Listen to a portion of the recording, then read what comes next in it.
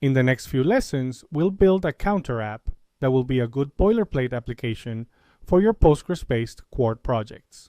But before we start writing the application, we need to understand one of the many quirks we'll see when working with asynchronous applications, and this one is related to database ORMs. For our original Flask database boilerplate application, we used SQLAlchemy ORM, the Python database object relational mapper. However, for async projects, we can't use the same library the same way without some form of penalization.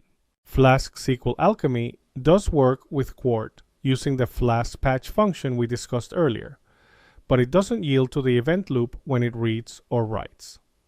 This will mean it cannot handle much concurrent load, only a couple of concurrent requests. However, we don't need to go back to using raw SQL queries in our codebase.